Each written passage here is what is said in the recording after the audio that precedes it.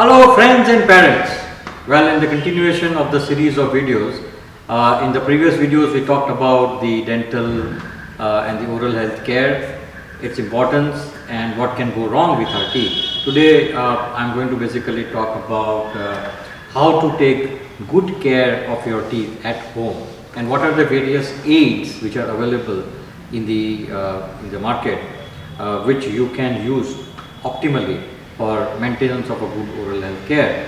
While saying this, I do not undermine my statement again. Please visit your dentist regularly, at least every 6 months to 1 year. For the reasons which I said in the previous videos, that most of the dental diseases are silent and they don't give you any complaint till at the advanced stages, so they need to be detected early so that they can be cured early with minimal loss and minimal treatment required. Now coming back to the oral health aids, now since we were born we all have been knowing about the toothbrush and the toothpaste, and the media, the advertising media is always full of toothpaste and they never talk too much about the toothbrush. Well, the toothpaste is very important, but equally important is the toothbrush. Like we always say, did you brush your teeth? We never say did you paste your teeth, right? So it's the brush which basically brushes the teeth and the paste is the medium for cleaning your teeth in a better fashion, or for any dental disease that you may have, your dentist may prescribe you a medicated toothpaste. Now this is a toothbrush. We all know this is a toothbrush, and this toothbrush is available in many categories. It starts from the bristles, which are the threads, as you can see here, which we use to clean. They are super soft, they are medium, or they are hard. Your dentist can guide you properly which brush you should use.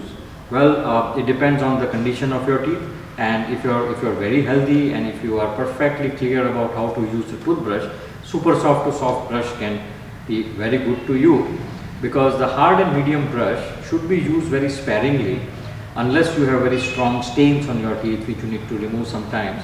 You need to understand that the hard or the medium brush can sometimes overuse of that can attrit your teeth or damage your gums.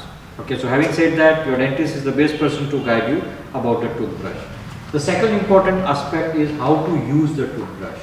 Now, as I just briefly show you on the model here, this is the toothbrush. These are the bristles that I was talking about, whether they are super soft, or medium. And as you can see, sometimes we tend to brush like this, right? We just brush. You don't need to brush like this. It can damage and it can cause erosion between your gums and your teeth over here. There are two types of techniques of brushing, scientifically called either as the roll technique or the bash technique. What you normally and which you should do is that you should always put the bristles on the one set of the teeth, that is upper or the lower, at a certain degree, and then roll them down like this. Now as you roll them down like this, you can see that the bristles will go between the teeth as well as between the teeth and the gums and will clean from all aspects. So this is the one way that you brush your teeth. When you are brushing the upper teeth, please don't brush the lower teeth, because when you are cleaning from here, all the food or the debris will go down onto the lower teeth, and when you brush it up, it will bring it back up. So when you are brushing up teeth, just brush the upper teeth. You should also brush from the inside in the same way, and then brush from the lower teeth. The lower teeth sometimes, they are not, the curvature here is not wide enough for the brush.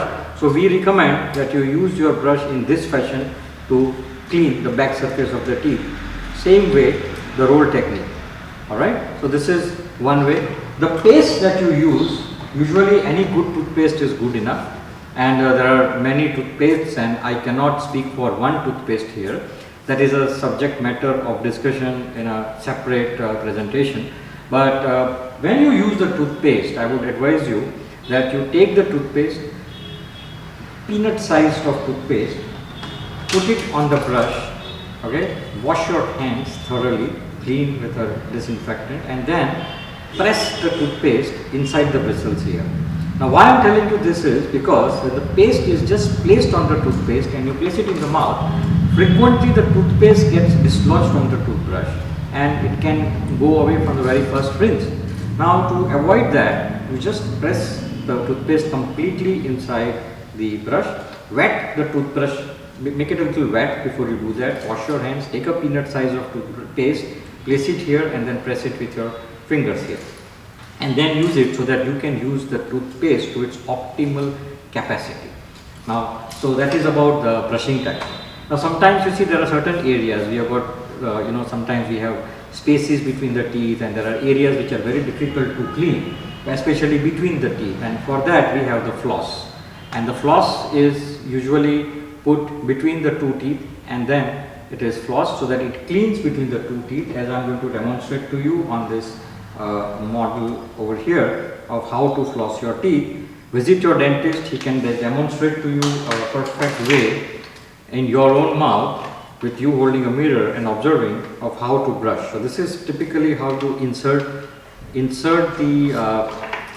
the floss between the teeth, and then you make motions like this and then you clean between the teeth. You have to insert it right between the contact between the teeth, and then you need to floss regularly, once a week or twice a week, or as it may be required, or as advised by your dentist.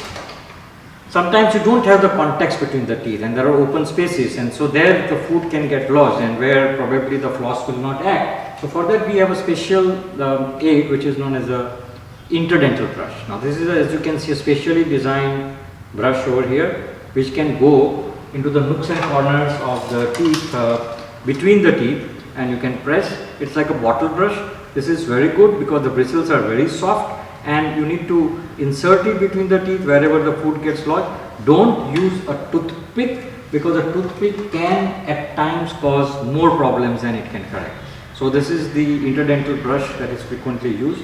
Always buy a good interdental brush so that it can be packed nicely stacked away, so that in your toilet area or the bathroom area the brush.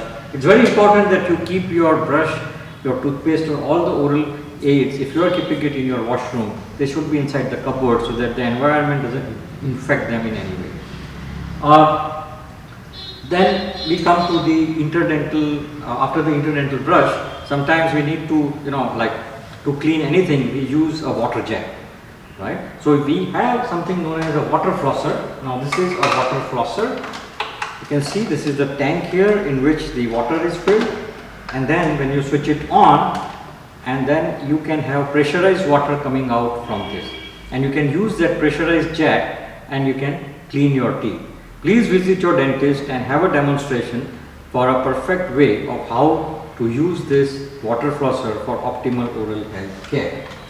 Now, so these are the various dental oral hygiene aids that you can use. There may be many more. Your dentist is the perfect person to tell you which of these are good for you, which toothpaste is good for you, which toothbrush is good for you, whether you should invest into a water flosser or an interdental brush can work, or whether how frequently you should floss your teeth. Depends on your diet, your teeth. So it is imperative that for any further information, please don't try things at home on your own. Visit your dentist, ask him about this oral hygiene aids and the proper way to use them. Now, in my next video I am going to talk about how, if there are dental diseases, you can sculpt your dentition into a perfect dentition to give you that perfect set of teeth for a good function, for good bite, for good chewing, and to have a fantastic smile. Thank you very much all of you. See you till my next video.